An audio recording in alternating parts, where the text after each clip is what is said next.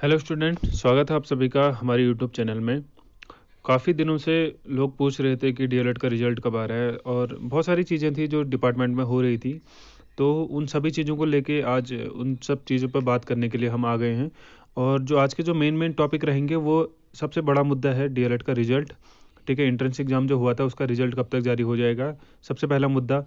दूसरा सबसे बड़ा मुद्दा है एनआईओएस। ठीक है, बहुत ज़्यादा लोग परेशान हो रहे थे कि एनआईएस डीएलएड की एंट्री हो गई है, तो अब रेगुलर डीएलएड का जिनका एग्ज़ाम अच्छा हुआ है या फिर जिनके चांसेस बन रहे हैं एग्ज़ाम में क्वालिफाई करने के, तो उनके मन में एक शंका आ गई है कि एनआईएस डीएलएड से उनको क्या नुकसान होगा और क्या चीज़ें दिक्कत पैदा कर सकती हैं उनकी आगामी भर्तियों प्रक्रिया के लिए।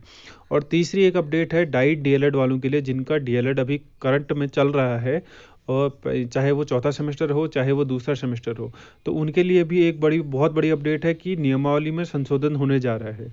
प्राथमिक शिक्षक भर्ती की नियमावली में संशोधन होने जा रहा है। इससे डाइट से जो डीएलएड कर रहे हैं, इसका फ़ायदा दोनों लोगों को हो सकता है। अगर वो कुछ एफर्ट्स लगाएं, कुछ उस पर काम करें, तो इसका फ़ायदा दोनों लोगों को हो सकता है। किन किन लोगों को, जिनका एग्ज़ाम अच्छा हुआ है, पहला उन लोगों को, दूसरा उन लोगों को जो डीएलएड अभी करंट में कर रहे हैं। तो चलिए शुरू करते हैं आज की इस डिस्कशन को। सबसे पहले मैं बताना चाहूँगा, जो आपका डीएलएड का रिजल्ट है उसका काम जो है लगभग पूरा हो गया है, लेकिन जो अभी रिजल्ट आने की पॉसिबिलिटी कम दिख रही है क्योंकि इस पर दो केसेस हुए हैं। ठीक है, इस डीएलएड एग्जाम पर नहीं, जो भर्ती प्रक्रिया का रोस्टर होता है उसको लेके दो केसेस हुए हैं। सबसे पहले जो रोस्टर था, रोस्टर पर जो केस हुआ था वो हुआ था राज्य आंदोलनकारियों को। जैसे कि आपको पता है कि 10% सीटें रिजर्व कर दी गई थी, तो 650 में से 65 सीटें आपकी राज्य आंदोलनकारियों को जानी थी। इसके हिसाब से जो किसी का कोर्ट केस फाइल हुआ है कि ये जो राज्य आंदोलनकारी की है, इसकी स्थिति अभी स्पष्ट नहीं हो पाई कि ये रिजर्वेशन देना है या नहीं देना है करके, जिस वजह से उन्होंने रिजल्ट को अभी रोका हुआ है।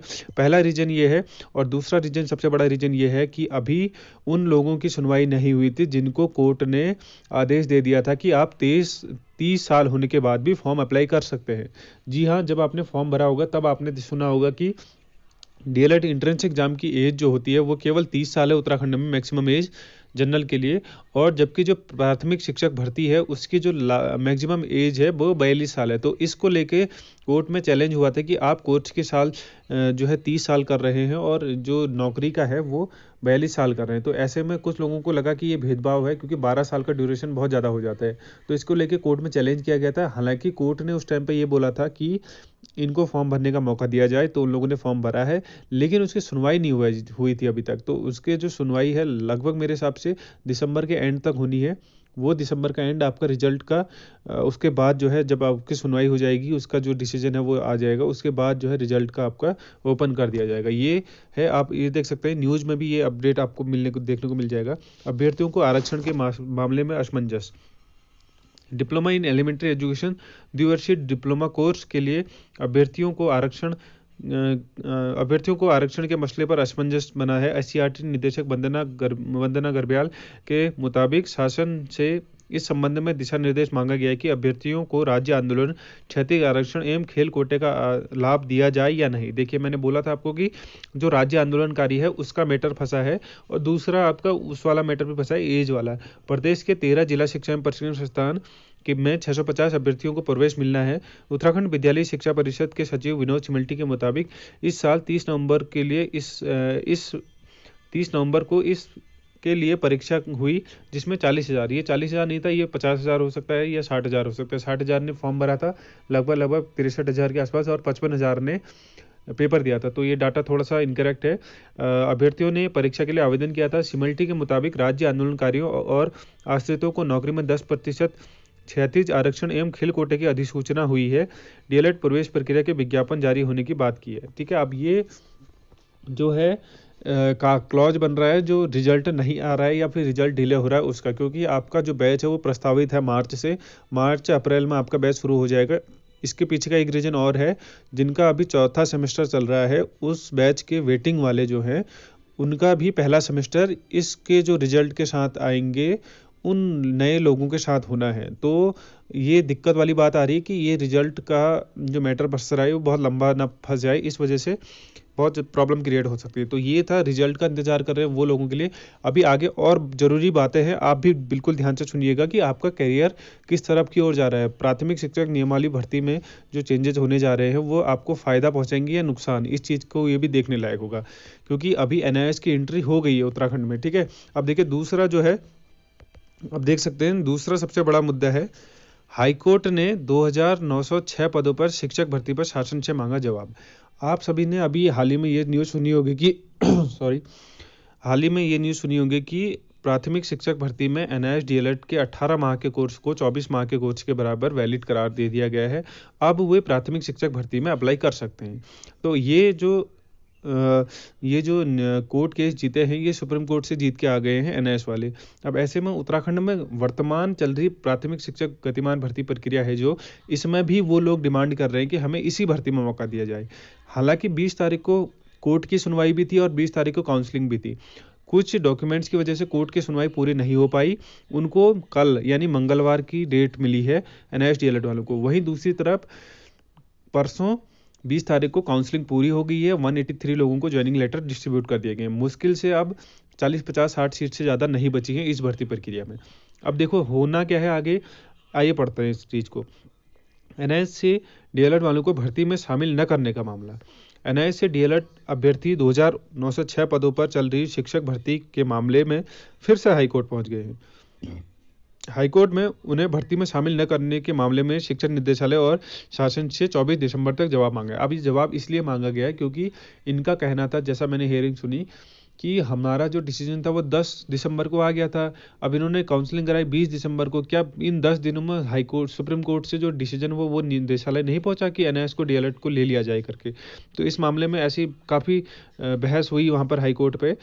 प्रदेश में चल रही शिक्षक भर्ती में शासन ने पहले BEd और NIS से DLED अभ्यर्थियों को शामिल किया गया था, लेकिन बाद में NIS से DLED अभ्यर्थियों को अपात्र बताते हुए उन्हें भर्ती से बाहर कर दिया गया था।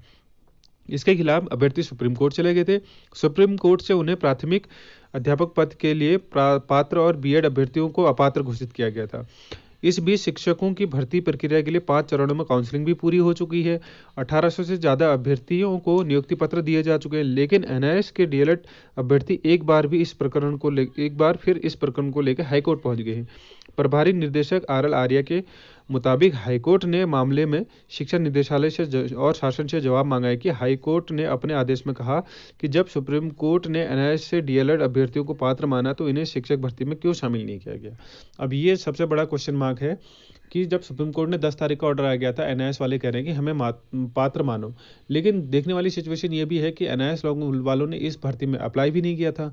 तो अगर किसी का आवेदन फॉर्म ही नहीं आया है तो उन लोगों को जो काउंसलिंग में कैसे बुला लिया जाए, ये बहुत बड़ा क्वेश्चन मार्क है। अब देखना ये होगा कि क्या इस भर्ती प्रक्रिया को क्लोज कर दिया जाता है या NIS DLED को आगामी भर्ती प्रक्रिया में अप्लाई करने का मौका दिया जाता है। अब इतना तो श्योर है कि भर्ती प्रक्रिया में आवेदन करने का मौका मिलेगा। अब ये इस भर्ती प्रक्रिया में मिलता है या अगली भर्ती प्रक्रिया से मिलता है, ये देखने वाली बात होगी। देखिए ये थी NIS की न्यूज़। अब सबसे बड़ी इंपॉर्टेंट न्यूज़ की बात करूंगा जो है डाइट से DLED करने वाले लोगों के लिए और जिन्होंने DLED का एग्ज़ाम दिया है उनकी करियर काउंसलिंग कह सकते हो या उस अपेक्षा में कि उनका आगे क्या होगा इस चीज़ के रिगार्डिंग। देखिए अभी मैं आपको बता दूं कि जो प्राथमिक शिक्षक भर्ती प्रक्रिया होती है वो क्या होता है। आप लोग DLED का एंट्रेंस एग्जाम देते हो, उसके बाद आपका 60% ज्वाइनिंग के लिए आपको जब वैकेंसी आती है तो 60% वेटेज देखा जाता है आपका एकेडमिक्स का कि आपके DLED में कितनी परसेंट बनी, और 40% मार्क्स देखे जाते हैं आपके टेट के। और ये प्रक्रिया दोनों के लिए समान होती है, जो राज्य के जिला शिक्षा एवं प्रशिक्षण संस्थान से DLED कर रहा है उसके लिए भी, और जो किसी अन्य राज्यों से DLED का सर्टिफिकेट लेके आते हैं या DLED करके आते हैं अन्य राज्यों से, उनके लिए भी प्रक्रिया सेम रहती है। अब ऐसी स्थिति में क्या होता है कि राज्य के जो जिला शिक्षा एवं प्रशिक्षण संस्थान से DLED कर रहे हैं उनको अपने साथ छलावा महसूस होता है। हालांकि ये बात बिल्कुल सही है, ऐसा होना भी चाहिए। क्यों होता है उनको छलावा? क्योंकि जहाँ पर आप देख सकते हैं कि एक तरफ वो 65,000 लोगों में कंपटीशन फाइट करके 650 सीटें लेते हैं, 65,000 में से 650 सीटें लेते हैं।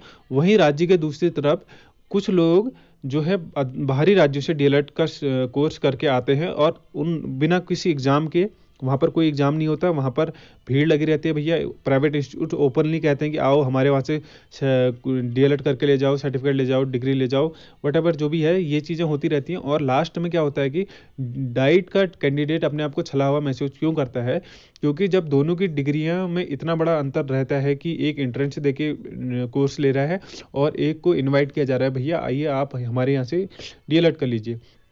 उसके बाद जब दोनों डीएलएड करते हैं, उसके बाद उनको नौकरी के लिए एक लाइन में लगा दिया जाता है। तो ऐसी स्थिति में डाइट से डीएलएड करा हुआ कैंडिडेट अपने आप को छला हुआ महसूस कर सकता है कि उसके लिए गवर्नमेंट ने कोई स्टेप नहीं उठाया, कि उसने, सबसे पहली बात है कि इतना बड़ा एंट्रेंस एग्जाम क्वालिफाई करके आया है, और दूसरी सबसे बड़ी बात है कि वो राज्य की मान्यता प्राप्त जो जिला शिक्षा एवं प्रशिक्षण संस्थान है वहाँ पर रेगुलर रह के 2 साल अपना कोर्स कंप्लीट करता है। उसके बाद उन दोनों को एक ही कैटेगरी का मानते हुए एक लाइन में खड़ा कर दिया जाता है। तो ऐसी स्थिति में देखिए फिर से क्या होने जा रहा है, प्राथमिक शिक्षक भर्ती में नियमावली में संशोधन होने जा रहा है। अब ये संशोधन किस बिहाफ पर है वो भी देख लेते हैं।